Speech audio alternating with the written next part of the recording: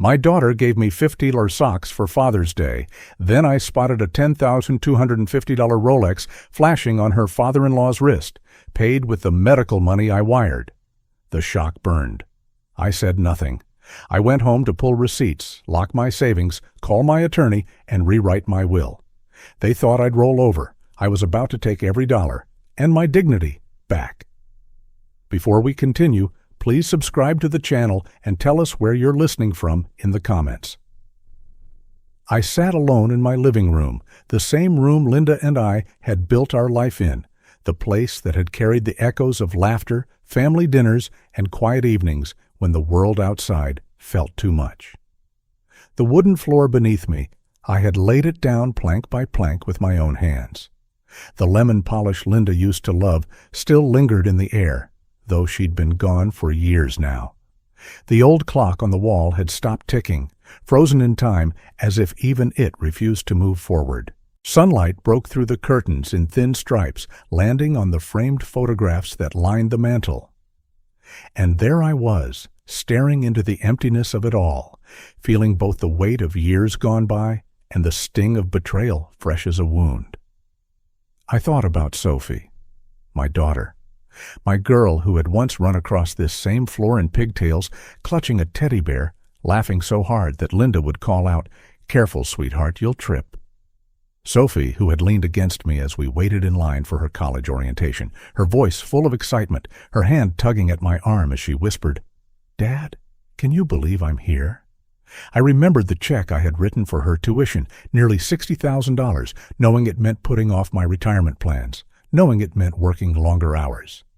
I told myself it was worth it, that her future was worth any sacrifice. I remembered the look on her face when she walked across that graduation stage, the tassels swinging from her cap, the smile that had brought tears to my eyes. On the mantel, there was still a photo from that day. She had looked proud, and I had felt like every dollar spent, every hour worked, had been a gift I was glad to give. But now those sacrifices felt like bricks tied around my chest. I thought of the sedan I had surprised her with when she got married, the keys wrapped in a red ribbon, the $22,000 price tag tucked quietly away in my bank statement. I had seen her eyes light up that day, seen the way she had hugged me, promising, "Dad, I'll never forget what you've done for me." I thought about the wedding itself, the venue with the chandeliers that glittered like stars, the endless trays of food, the band that played until midnight. I had covered more than $18,500 of the bill, telling myself this was the way a father showed love. And yet now, years later, I was sitting in this same living room, staring at those receipts I had kept, wondering if all I had done had been nothing more than fuel for her sense of entitlement. I turned to the house around me, the walls Linda and I had painted, the porch I had sanded and sealed by hand. This wasn't just a house, it was a memory carved into brick and wood. It was the smell of Linda's cooking drifting from the kitchen, the squeak of Sophie's shoes when she ran down the hallway, the way the light spilled across the hardwood in the evenings. The house was worth about $540,000 now, a number that should have meant security for my old age, peace of mind, stability. But instead, I feared it was nothing more than a prize in the eyes of those I loved, something they believed they could take when they felt like it. I looked at the framed family photo hanging by the staircase, Linda smiling in her blue dress, Sophie leaning against me, Arthur standing stiffly beside her, and my stomach twisted. This home had been our sanctuary, but now I couldn't shake the feeling that to Sophie and Arthur it was just equity waiting to be cashed out. The memory of Father's Day came back like a punch to the gut. Sophie had placed a pair of socks in my lap, a $15 price tag still dangling, her smile thin, rehearsed, the kind of smile that doesn't reach the eyes. "Happy Father's Day, Dad," she'd said, and I had forced myself to smile back, to say thank you, even though something inside me cracked. A week later, I saw the photo she had posted online. Arthur, her husband, grinning from ear to ear, a brand new Rolex gleaming on his wrist. The caption read, "A gift that matches your class." My hands had gone cold as I stared at it, my mind flashing back to Sophie's call just weeks earlier. She had told me she needed $10,000 for medical expenses, her voice trembling just enough to convince me she was in trouble. I had transferred the money without hesitation, thinking of her health, thinking of my duty as a father. And now, here was Arthur, flaunting a $10,250 watch, bought with the money I had sent. The coffee cup had slipped from my hand that morning, shattering against the floor. Outside, rain hammered against the windows, the Chicago sky heavy and gray. I had stood there, frozen, as the sound of the storm merged with the silence of my house. My heart pounded in my chest, anger and disbelief colliding until I could hardly breathe. My daughter, my only daughter, had looked me in the eye and lied. She had taken the trust I had given her and twisted it into something cold, something selfish. I leaned against the counter, staring at that photo on my phone, my body trembling.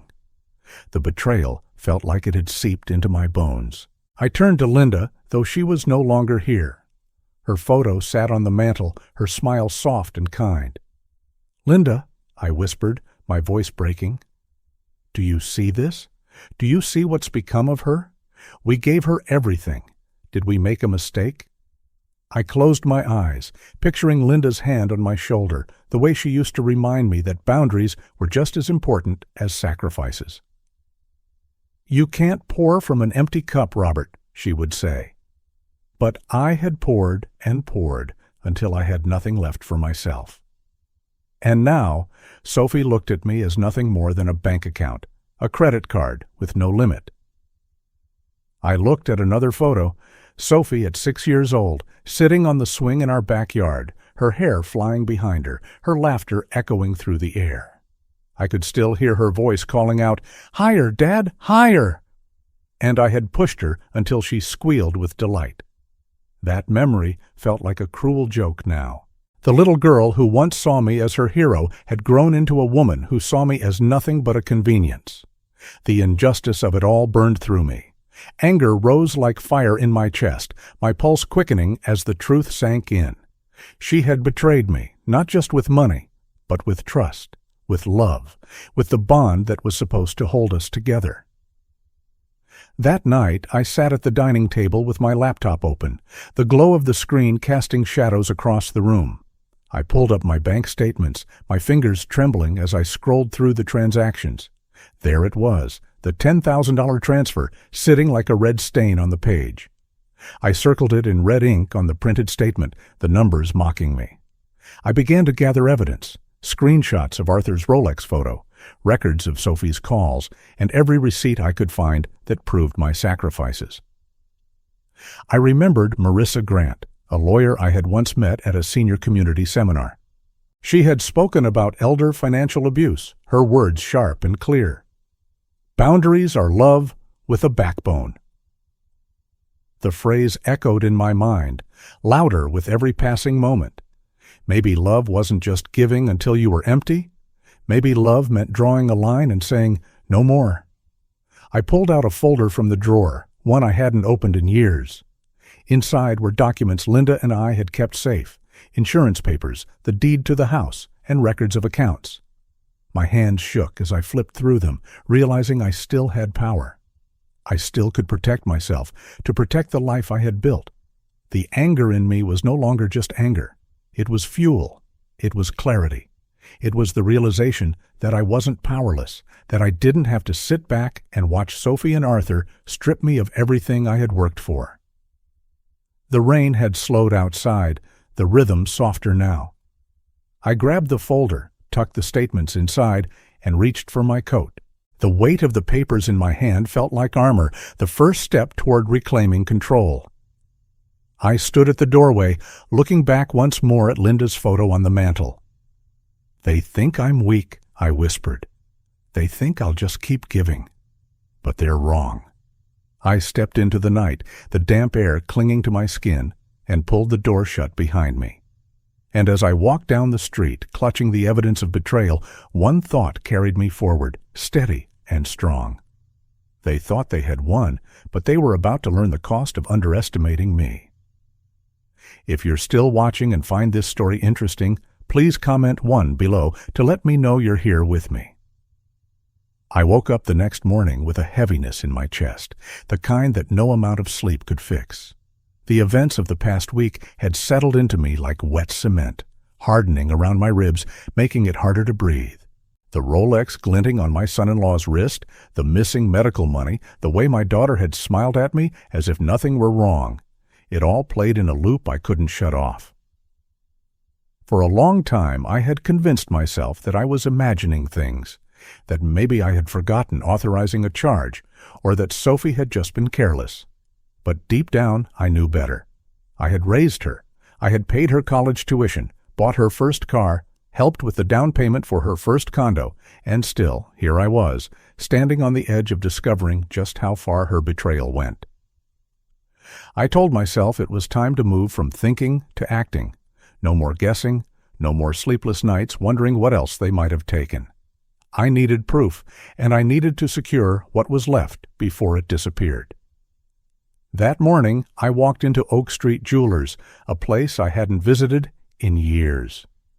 The moment I stepped inside, I felt like I was walking into a different world, one polished and cold. The floor gleamed with marble tiles that reflected the soft glow of chandeliers above. Glass cases sparkled with rings, necklaces, and watches, each tag displaying numbers that could buy a modest car. My palms sweated as I approached the counter. "Good morning," the young clerk greeted, his smile rehearsed but pleasant. "How can I help you today?" I leaned forward, lowering my voice. "I need to ask about a purchase, a Rolex Daytona. It would have been charged to my card on March 15th. $10,250 after taxes." He blinked, clearly surprised that I knew so much detail already. "One moment, sir. Let me check." He disappeared into the back room, leaving me staring at my reflection in the glass. I looked old. Not weak, but older than I remembered, my eyes carrying lines carved by disappointment rather than time. A minute later, the manager came out with the clerk. He carried a small slip of paper in his hand. "Sir, we can't give you a full receipt without the original buyer's permission," he said carefully. "But I can confirm that on March 15th, a Rolex Daytona was sold here for $10,250. The purchase was made with a card ending in 3469. That's your card, correct?" I nodded slowly, the weight of the confirmation pressing down on me. "Yes, that's my card." The manager hesitated. "We're not allowed to release private details, but I can write down the product code, if that helps." "It does," I said. I pulled out a small notebook I had tucked into my coat pocket, watching his pen scratch across the page as if each stroke cut deeper into my trust. I took the slip, folded it neatly, and slipped it inside my wallet. My hands were steady, but inside I was burning. I walked out of Oak Street into a drizzle of rain, the sky hanging low and gray. Each drop tapped against my coat like the tick of a clock, reminding me I was running out of time. The next step was the bank. I pulled my phone out right there under the awning and dialed. A woman's calm voice answered, "First Community Bank, how may I help you?" "Yes," I said, forcing my voice to remain even. "I need to freeze an account. A secondary card attached to mine. The name on it is Sophie Harlan. I also need to put a block on all transactions above $500. She asked me to verify my information, and I did, giving numbers and addresses I had recited 100 times before. A pause followed as she clicked through her system. Then her voice sharpened. "Sir, I see an attempted charge for $2,500 at a boutique this morning. It was declined because of insufficient authorization." My stomach twisted. "Declined?" "Yes, sir, but the attempt was made. Would you like us to issue you a new primary card as well?" "Yes," I said firmly. "Send it overnight. And I want a detailed statement of every charge in the last 6 months, mailed to me and also uploaded to my online portal." "Understood. The card will be in your hands by tomorrow." I thanked her, ended the call, and stared at the rain pooling at the edge of the sidewalk. $2,500? What had they been trying to buy now? A purse? A vacation? Another excuse wrapped up as necessity? My jaw tightened. That afternoon, I dialed Sophie. I knew she wouldn't answer if I called in anger, so I steadied myself, softened my tone, and waited as the line rang. "Dad?" she finally answered. "Sophie," I said slowly, deliberately. "My card's been giving me trouble. If you need anything, you'll have to send me the real invoice first. Do you understand?" She sighed, and I could almost see the roll of her eyes. "Dad, don't be petty. It's just a card. You don't need to micromanage me." Her voice carried that blend of annoyance and entitlement, the tone of someone who believed they were untouchable. I let her words wash over me, but I didn't bite. "I'll expect invoices," I repeated calmly. Before she could protest further, I ended the call. My hands didn't shake this time. The following morning, I sat across from Marissa, my attorney, in her downtown office. Her desk was a fortress of organized folders and neat stacks of paper. She listened without interrupting as I laid out the facts, the Rolex, the boutique attempt, Sophie's reaction. When I finished, she adjusted her glasses and spoke with a precision I admired. "We'll move in 3 steps. First, freeze every card, which you've already done. Second, we build an evidence bundle, statements, store confirmations, screenshots of anything online. Third, we prepare legal instruments, a revocable living trust to redirect your assets, and a draft of an updated will. We won't sign immediately. We'll let the paper speak first." I nodded, a sense of relief washing through me at her clear plan. "Your main assets?" she asked. "The house, valued at around $540,000, a savings account with $300,000, a small IRA. That's it." She tapped her pen against her notebook. "Good. We'll shield these under the trust. For now, avoid open confrontation. No shouting, no accusations. Let the documents talk. Let them wonder." I left her office feeling steadier than I had in weeks. For the first time, I had a roadmap. Walking back toward Oak Street to retrieve my car, I noticed the rain had returned, heavier this time. I tucked under the awning of a boutique, waiting for it to lighten. That's when I saw them. Sophie and Ethan stepping out of a store next door, a glossy shopping bag dangling from Sophie's wrist. She laughed, her voice carrying easily over the rain.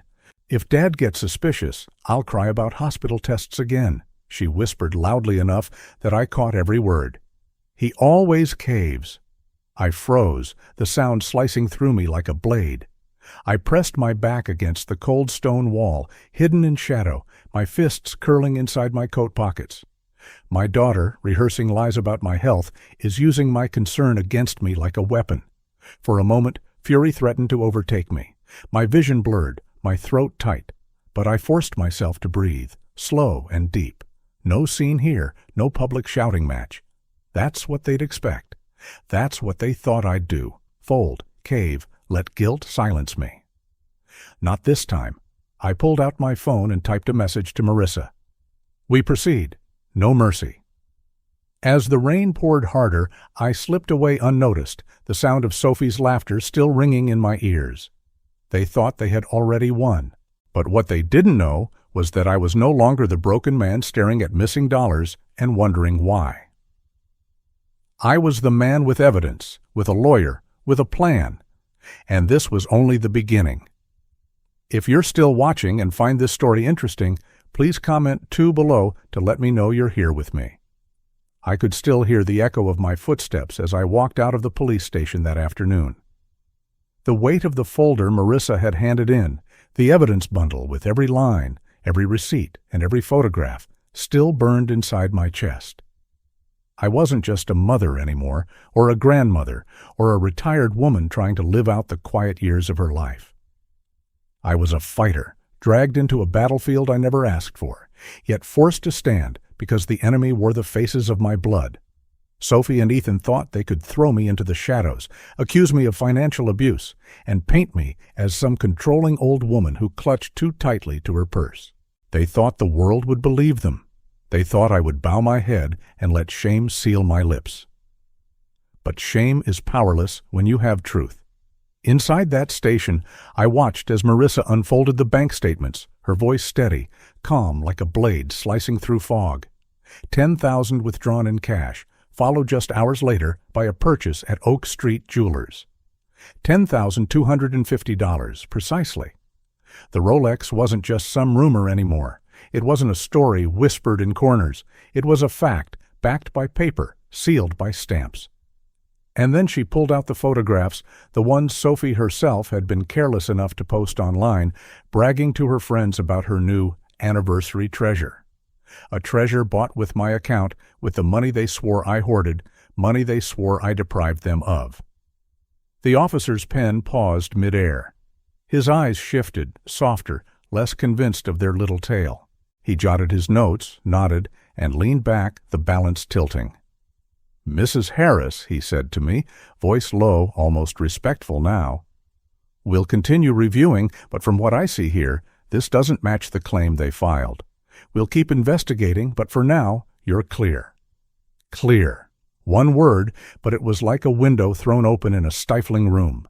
Sophie's lies, Ethan's schemes, suddenly they weren't iron chains anymore. They were threads, fragile, already snapping. I left that station with Marissa by my side, the Chicago wind biting through my coat, yet somehow I felt lighter. But as much as I wanted to believe the storm was breaking, I knew better. They weren't finished. People like that, when cornered, when caught, they don't back down. They dig deeper. I was right. That night, I was sitting alone in my kitchen. The house was quiet, the kind of quiet that presses in on you. I had just made myself tea, the steam curling in the dim light, when I heard it, the faintest scrape at the front door. At first I thought it was the wind, a branch, maybe the neighbor's cat. But then I saw it. A white envelope slid halfway beneath the door, stark against the dark wood floor. I froze. My breath caught in my throat. There was no return address, no markings, just my name in thick black ink. My hands trembled as I bent to pick it up. The paper was heavier than I expected, crisp, formal. My stomach knotted even before I tore it open. Inside was a sheaf of papers, clean, professional, with the letterhead of a bank I knew too well. A loan application, a large credit line. But my eyes locked onto the name scrawled at the top. Robert Harris, my husband, dead for nearly 10 years. And yet here was his name, his social security number, his details filled in. At the bottom, the signature line. His name, forged in a hand that tried too hard to mimic his script. And next to it, a cosigner. Ethan.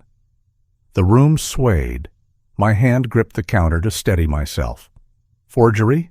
Fraud? Not just against me, but against the memory of the man I had buried, the man who had built this home, who had worked 40 years to provide. They dared to drag his name into their schemes. My chest burned with a fury I hadn't felt in decades. I picked up the phone, my hand still shaking, and dialed Ethan. He answered on the third ring, his voice slick, casual, almost amused. "So you got it," he said. My voice cracked. How could you? How could you forge your father's name?" His laugh was low, bitter. "Now you see how small you are? What are you going to do, Mom? Call the police? Press charges against your daughter? Against your son-in-law? Against family?" Family. He spat the word like it was a weapon. Something inside me shifted then. The fear, the trembling, the endless nights wondering if I had failed as a mother. Suddenly it all burned away, leaving only steel. My voice was cold, sharper than I thought possible. "You've already destroyed that word," I told him. "You left me no choice." He chuckled again, but there was a flicker, just a hint of unease beneath it. I clung to that flicker. After I hung up, I dialed Marissa. "Schedule the will and trust signing," I said. My voice didn't waver, not once. That was the moment I knew. There would be no turning back. If they wanted war, they would have it. The next morning, Marissa delivered another strike.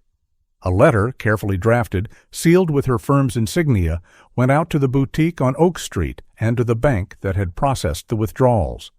It demanded transaction logs, account histories, and security footage, if available. And it carried a warning. Forgery had been detected, fraud was suspected, and failure to comply would bring full legal consequences. The ripple effect was immediate. My phone began buzzing, message after message, call after call. Sophie first, her voice shrill, cracking, begging, then turning sharp, accusing. "You're ruining us! You're lying!" Ethan, too, his tone shifting from arrogance to desperation, blaming her, blaming me, blaming anyone but himself. Each time I let the phone ring, each time I listened to the chaos on the other end of the line, I felt the scales tipping. For once, they were the ones scrambling. But the true collapse came in a room I never thought I would step into again. Arthur Blake's office smelled of old wood and leather, the kind of place where power lingered in the walls. He had been our family's financial advisor for years, a man Robert had trusted, a man who had attended Christmas dinners and held our children on his knee. When Sophie and Ethan wanted to parade their wealth, their purchases, their success, they often flaunted it here, in front of Arthur, to prove they were climbing, shining. I walked in with Marissa at my side, carrying a folder. Arthur rose from his chair, polite but wary. "Mrs. Harris," he said, "what brings you here?" I didn't answer at first. Instead, I placed the documents on his desk, the bank logs, the photographs, Sophie's posts, smiling with the watch glinting on her wrist. Slowly, I slid across the confirmation slip from the boutique. Arthur's face drained of color. His hand trembled as he lifted the photograph. "Is this the watch they gave me?" he whispered. I nodded. "Paid for with my account, with money they told you was theirs." For a long moment, he just stared. Then, without a word, he stood, walked to the cabinet in the corner, and pulled out a small velvet box. He set it on the desk, opened it, and there it was, the Rolex, gleaming, untouched. "I'd never have accepted it if I had known," Arthur said, his voice breaking. "This is yours. I return it with apology." I took the box. The weight of it was more than metal and gears. It was vindication. It was proof. That single gesture cracked Sophie's world apart. Half her plan, the facade of wealth, the illusion of control, collapsed in an instant. Arthur, a man of standing, of reputation, had turned his back on her, and she knew the rest would follow. I didn't gloat. I didn't shout. I simply closed the box, slipped it into my bag, and rose to leave. My silence was louder than any curse could have been. As I stepped into the Chicago night, the cold wind against my face, I felt the shift. For months, maybe years, they had believed I was weak, that I would cave, that I would let guilt and age silence me. But tonight proved them wrong. They thought I'd be ashamed into silence, I whispered to myself, clutching the bag tighter. Tomorrow I sign and end this.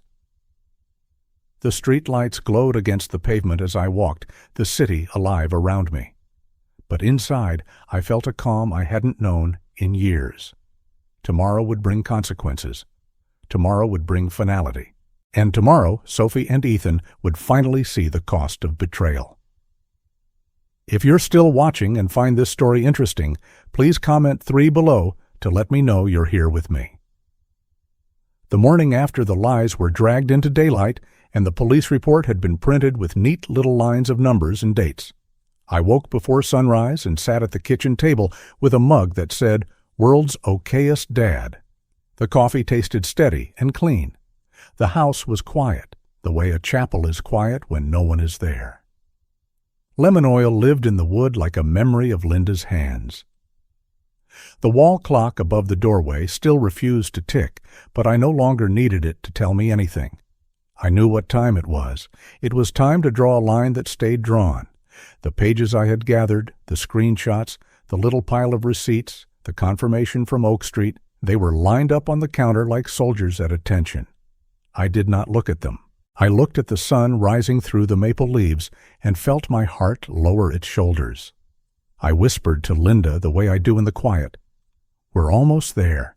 And I could almost hear her little laugh, the one she used when I over-explained simple truths. By 9 o'clock, I was in the notary's office with Marissa. The building had thick walls and a lobby that smelled like paper and wool coats. Sun slanted through the blinds and broke into stripes across a long oak table scarred by decades of signatures. Somewhere behind a door, a copier hummed. Somewhere else, a pen scratched in a steady rhythm. It felt like stepping into a vault where promises become permanent. Marissa carried the trust binder like a nurse carrying a newborn.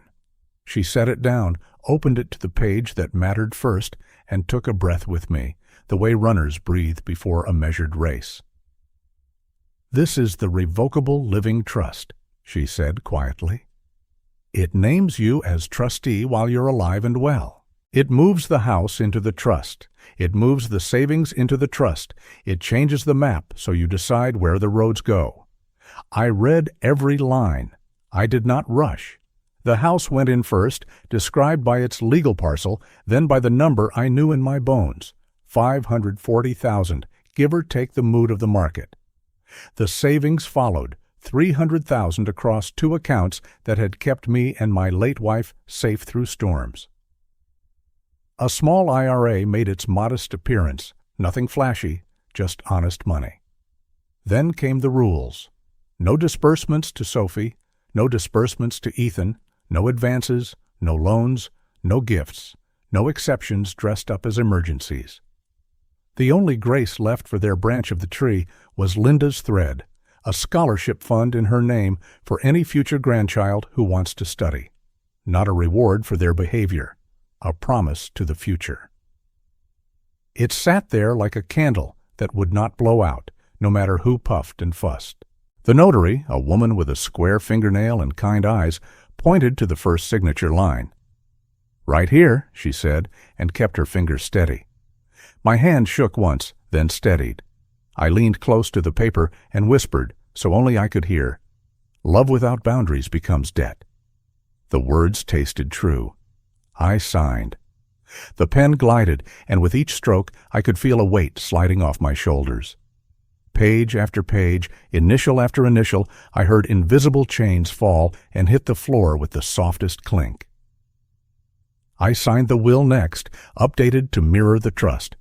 My name, their names, the rules, the future. The room did not change, but the air inside my chest did.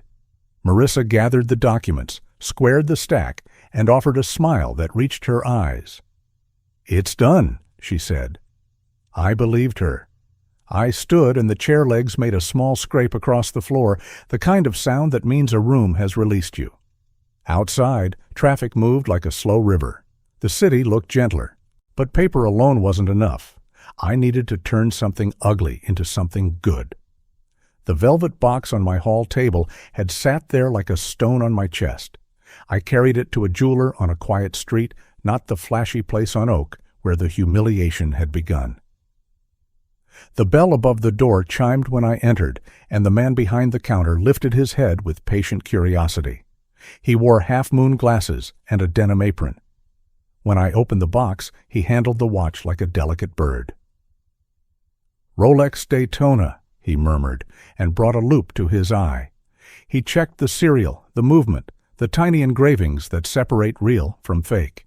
He nodded once, the way competent people nod when things are what they are.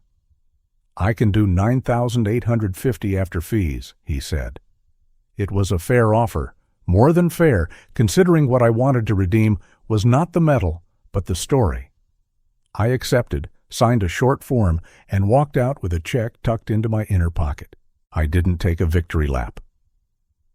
I drove straight to the youth shelter downtown, the one Linda and I used to visit on Saturdays when our knees were younger and our hearts had not yet been bruised by our child. The building was brick, the kind that holds winter and radiates summer. A mural of stars and hands reached across the side wall. Inside, it smelled like soap and crayons and something warm in a slow cooker. The director, a man with a good face and a tired tie, shook my hand the way men shake hands when they mean it. "I've got a donation," I said, and told him briefly where it came from and why. I placed the check in his hand. He looked down, then up, then at me, as if measuring the weight of what had changed hands. "This will change lives, Mr. Robert," he said.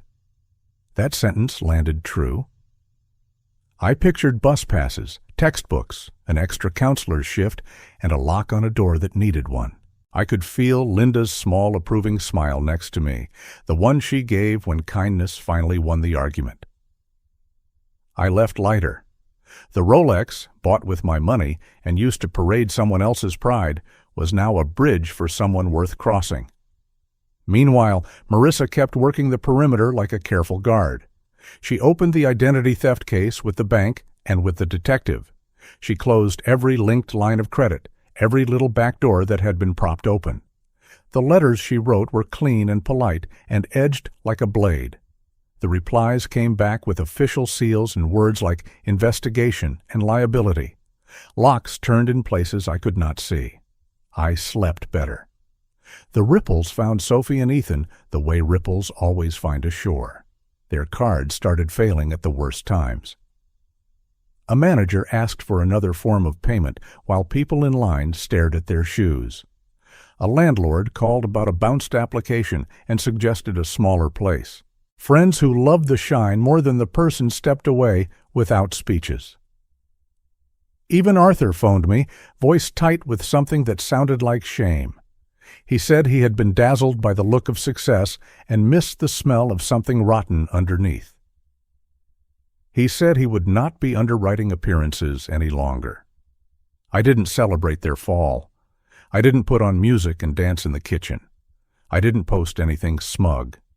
I made coffee. I wiped crumbs off the counter. I took a walk around the block and waved to the couple who always garden on Saturdays. Suffering had brought me back to ordinary life, and ordinary life felt like a gift. One evening, not long after, I was sitting on the porch with a glass of iced tea that sweated into a ring on the rail. The boards under my feet held the day's warmth. Fireflies were out early, stitching green lights into the air. I heard footsteps on the walk, quick ones, and then slower ones. Sophie stood at the bottom of the steps, tissue balled in her fist. Ethan hovered behind her, smaller than I remembered. "Dad," she said, voice breaking. "We're sorry. We messed up. We didn't mean for it to go this far."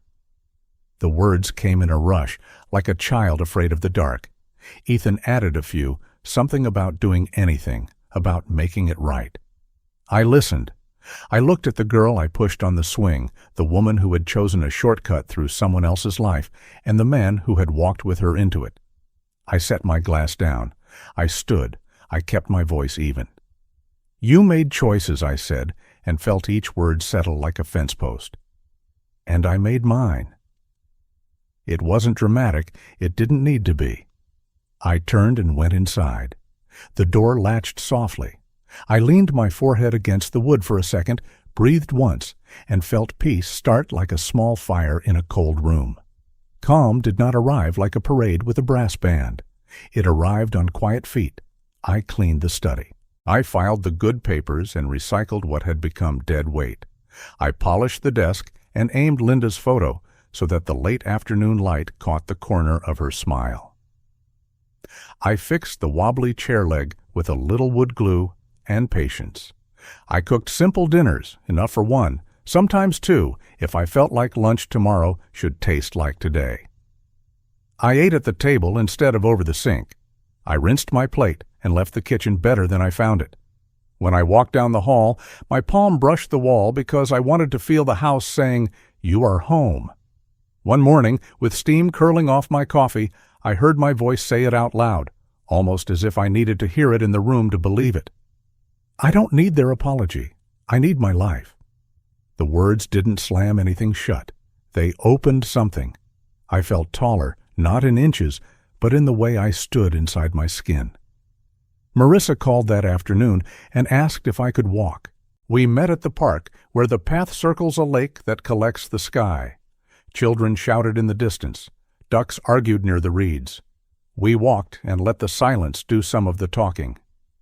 She told me the bank had flagged 2 more fraudulent attempts and that the detective's file had grown thick enough to need a binder clip. She said the case would take the time it takes. Then she asked how I was sleeping. "Better," I said, and it was true. Before we parted, she mentioned the community fund she helps manage. "We could use a steady hand on the books Saturday mornings," she said. "Nothing dramatic, just honest numbers."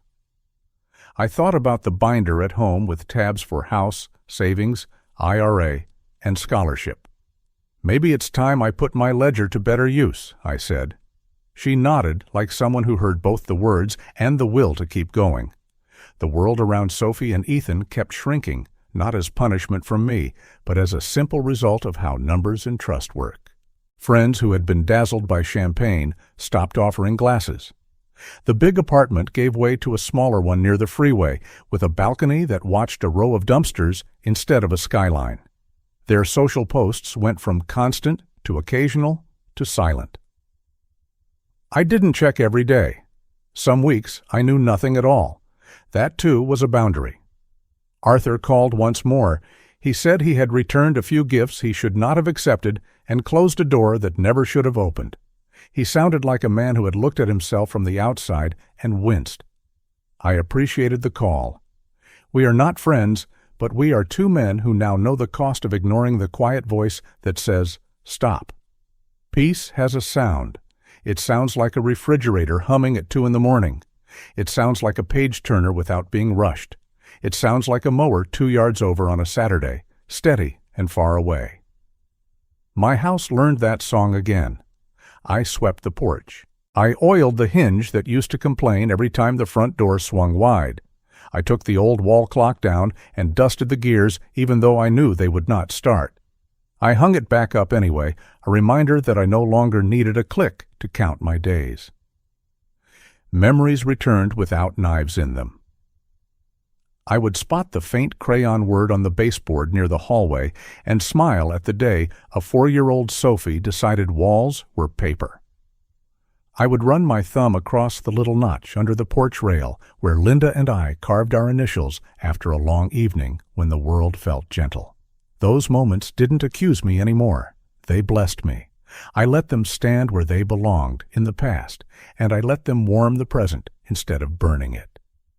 Every so often, a voicemail would arrive from a number my heart knew before my head did. I listened when I was ready. The messages were all cousins of the same sentence. "I'm sorry, but I miss you, if." "You could, we could, can't you?" I heard them. Then I set the phone down and swept the kitchen floor or folded towels. I answered with action. I paid my bills. I kept my promises to myself. I sat in the pew where the stained glass holds afternoon light, and when the pastor spoke about forgiveness, I felt the knot in my chest loosen another stitch. Forgiveness is not forgetting. It is not an invitation. It is a quiet decision to stop bleeding for someone else's wound. The trust work turned into a quiet engine. New account numbers appeared on statements. A binder on my shelf grew tabs labeled House, Savings, IRA, Scholarship. I slid a pen into the binder's spine and made notes the way a student does when a class finally matters. Marissa emailed the final version of the scholarship clause, and I printed it and set it beside the toaster where I would see it every morning. I pictured a child I do not know yet, walking into a library with a fresh card, books stacked to their chin, and the world a little wider than it was the day before. That picture held me when other pictures tried to intrude. When the last cardboard box of unnecessary things had been dropped at the thrift store, I drove past the shelter and stepped in with a stack of paperbacks. The director recognized me. He walked me down a hallway to a room with mismatched tables and the pure sound of pencils scratching math problems. On the doorframe, a small brass plaque had been screwed in, not with anyone's full name, just a quiet title, Community Friends Room. It made my throat tight. I stood there longer than I meant to, watching a boy count on his fingers and then grin when the answer finally lined up. Spring shook hands with summer. Even the sky looked like it had forgiven something. I sat on the porch after supper and watched fireflies sew green stitches into the dark. A kid from down the block pedaled by with baseball cards clipped to his spokes, so the wheels made a low, happy motor sound. I raised a hand, and he raised one back. The day settled the way a dog settles at your feet when it's done circling. That feeling, the almost silent click of belonging, never gets old. One afternoon, Sophie left an envelope on my doormat. No knock, no text, just paper. Inside was a short letter in her handwriting. She said she was sorry. She said she kept choosing the easy wrong instead of the hard right and didn't understand herself. She asked whether someday we could talk. I read it twice.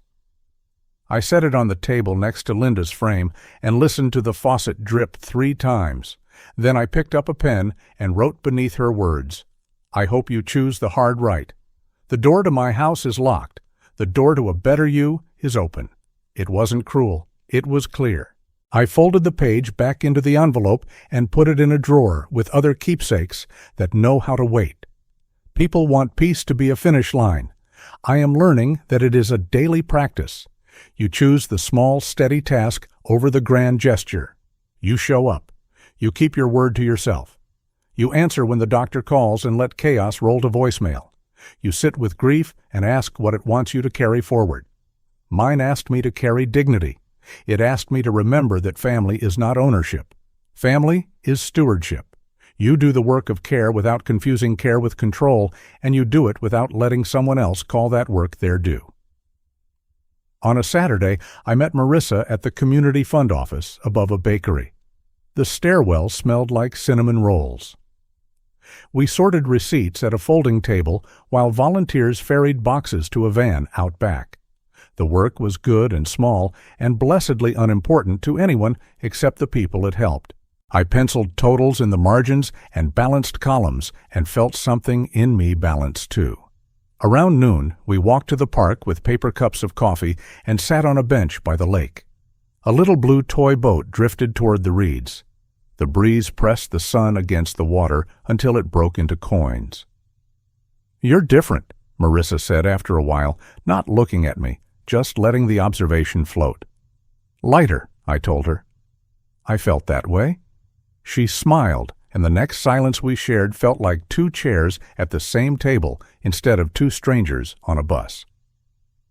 Back at the house, the door welcomed me with the soft sound of the latch. I wiped the counters. I folded the Afghan over the arm of the couch. I opened the windows and let a ribbon of evening air run through the rooms. My phone buzzed with an alert from the bank. The last attempted charge in my name had been denied and referred for investigation. I set the phone face down, stirred chili, and listened to a ball game on the radio while the announcer's voice floated in and out like a breeze. Routine is a kind of prayer. It says, "I am here, and I am doing what the day requires." There were still echoes. I am not made of stone. Some nights I woke with my heart pounding and the dream of a bill in my hand, signed with my name by a stranger. Some mornings I stood too long, holding the blue shirt Linda liked, and felt the weight of missing her as tangibly as the cloth. Those moments bent toward mercy, now instead of bitterness. I brewed coffee.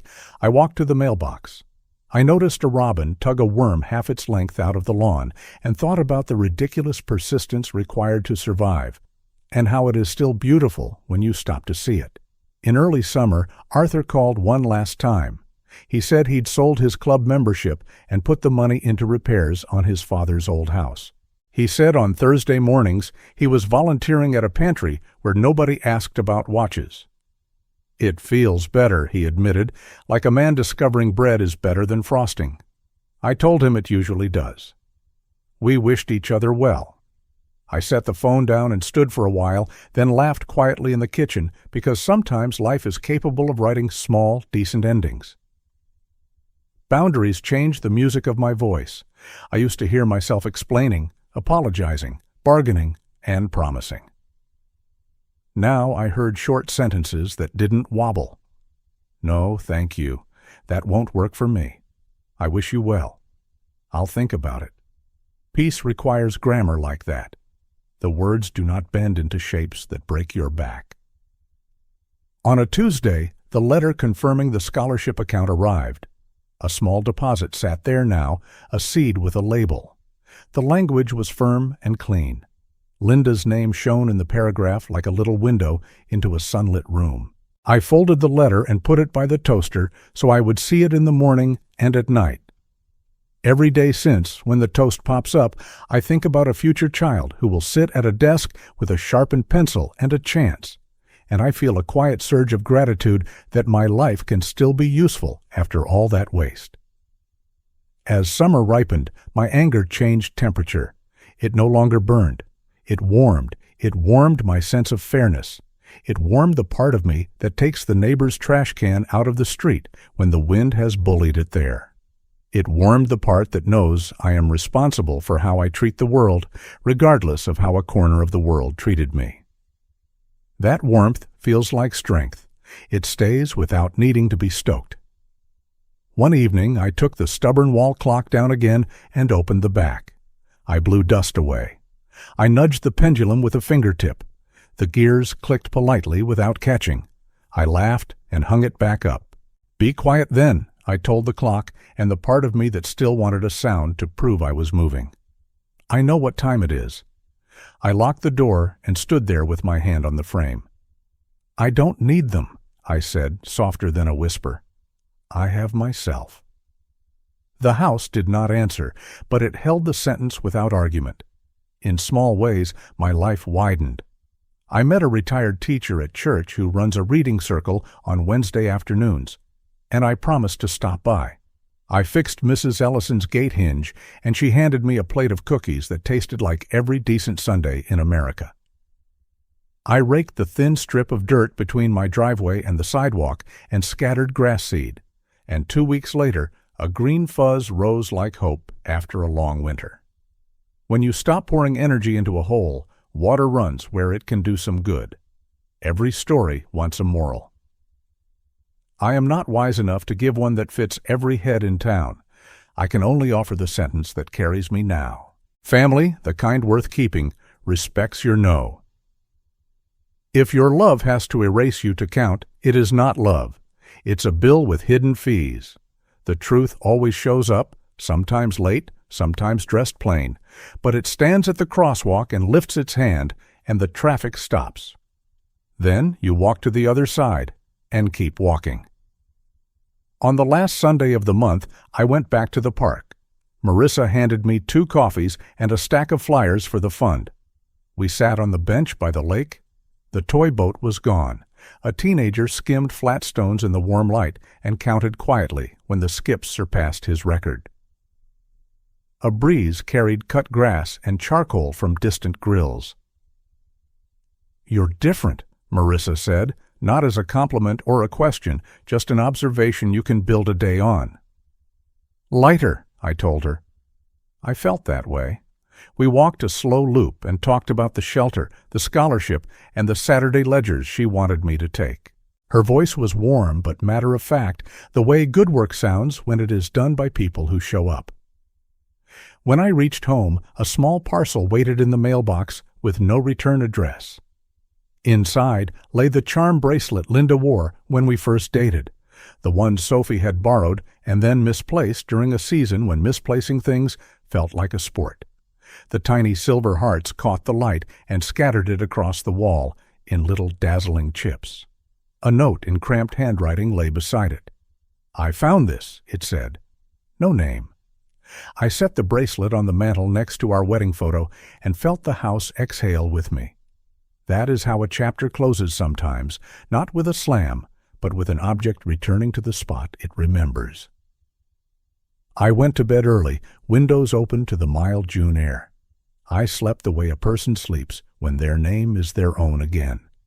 Before dawn, a single bird started practicing, and I smiled into the pillow. I brewed coffee. I wiped the counter. I opened the back door and stepped onto the porch. The boards were cool under my feet. The sky carried a thin pink line like the first mark in a fresh ledger. I said the words that keep choosing me the way I keep choosing them. I don't need their apology. I need my life. And then I stood quietly and let that life arrive the way morning does, without permission, without noise, simply by being itself. That is where you will find me now more often than not. Balancing columns at a folding table above a bakery, walking the park loop with someone who helped me hold the line when my hands shook, brewing coffee in a clean kitchen that smells faintly of lemon and memory, or sitting on a porch that belongs to me. The house stands solid. The trust hums in the background. The scholarship grows by inches. The phone still rings sometimes, and I still let it roll to a gentle silence when I must. The story did not end with fireworks, and I am grateful for that.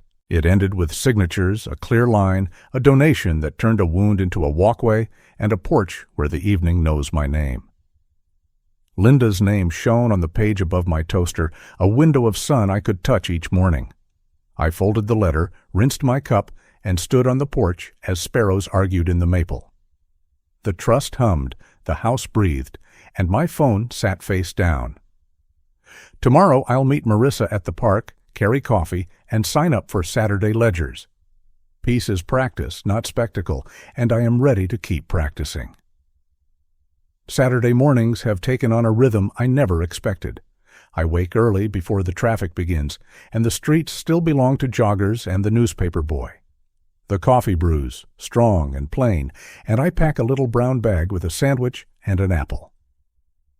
By 8, I am at the community fund office above the bakery that smells of cinnamon rolls and yeast. The wooden stairs creak the same way every time I climb them, like an old friend reminding me it is there. Inside, the tables are already covered with receipts, binders, and coffee mugs with slogans like "World's Best Volunteer." My job is simple. Balance the numbers, keep the ledger honest, and make sure that the donations go where they should. It sounds small, maybe even dull, but I find a quiet joy in adding columns that line up, in seeing decimals fall into place, in knowing that order is restored in a world that too often feels chaotic. It is steady work, and steady is exactly what my soul has been needing. In the afternoons, I walk the loop around the lake. The ducks squabble in the reeds, children chase each other across the grass, and the water reflects the sky like it is keeping a diary of the day. I stop at the same bench near the willows and let the breeze touch my face. Some days I bring a book, other days I simply sit, letting the sound of footsteps and laughter remind me that life continues with or without permission. When evening comes, I return to my house. Yes, still mine, but no longer a battleground. It is quiet now, and the quiet is friendly, not heavy. I read by the yellow lamp in the corner until my eyes blur, and then I fold the page gently, like I'm folding the day itself, and let sleep arrive without guilt.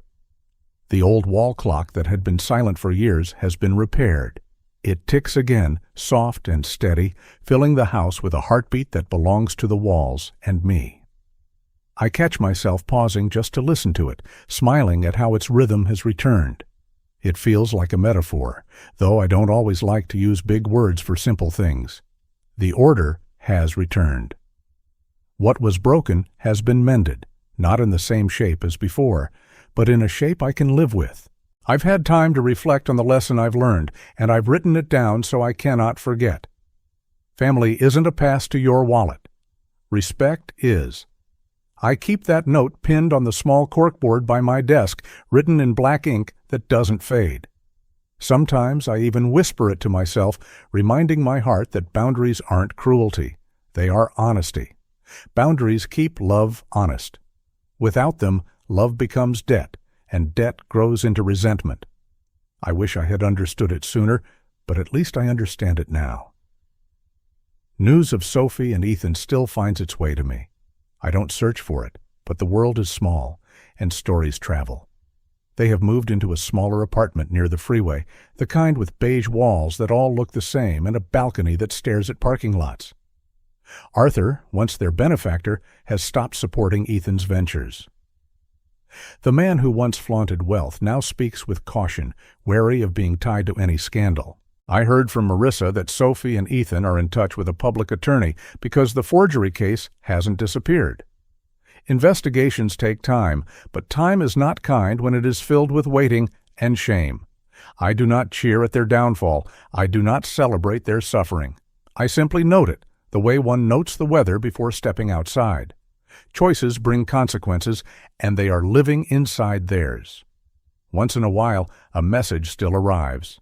A text, an email, a voicemail. The words repeat themselves like a scratched record. Give us another chance. Let us explain. We're trying to change. I read them, I hear them, and then I set the phone down. I do not reply. The silence is not revenge. It is a boundary. It is dignity. It is the understanding that I cannot save people who do not want to save themselves. I choose my peace over their noise, my dignity over their excuses. Marissa has been a gentle presence through all this. One afternoon, she invited me for coffee by the lake. We sat at a little cafe that set its chairs right by the water where the sunlight rippled on our table. She sipped her black coffee and teased, "Next time, buy yourself a watch you like." I laughed, a real laugh that surprised even me. I looked out at the lake, the way the waves caught the light, and said, "I already did. Time." She nodded, and for a moment, nothing else needed to be said. Time is the watch I wear now, and it suits me better than any Rolex ever could. I've learned to let go without bitterness. Sophie and Ethan live their lives apart from mine now. I don't know what they eat for dinner, or whether they argue over bills, or whether they lie awake at night regretting choices. I only know they are no longer inside my house, my bank account, or my trust. The door remains closed until they face their legal responsibilities, until they confront the truth instead of hiding from it. That may never happen. Never, and if it never does, I can live with that. Some bridges aren't meant to be rebuilt. Life, in its gentle way, has handed me small surprises. A neighbor stopped by with a basket of tomatoes from her garden, bright red and sweet, and we talked longer than we ever had before. The retired teacher at church asked me to help with her Wednesday reading circle, and I found myself surrounded by children holding books too big for their laps, but dreams bigger than the room. I discovered a box in my attic filled with Linda's old recipe cards, stained with sauce and thyme, and I tried her chicken pot pie again. The crust fell apart, but the smell filled the house with memory, and that was enough.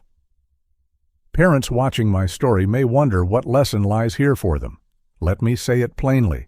Love your children, but do not abandon your dignity to do so. You are not an endless fountain of money or forgiveness.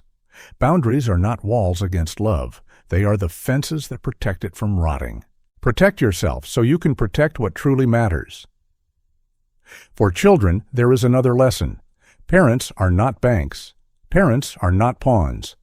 They are people with hearts that bruise and lives that matter. Respect them, not for what they can give, but for who they are. If you betray their trust, you may find that trust does not return. Love cannot grow in soil poisoned by greed. And for all of us, in this modern world where money shouts louder than gratitude, there is a truth worth carrying. Character is wealth. Integrity is an inheritance.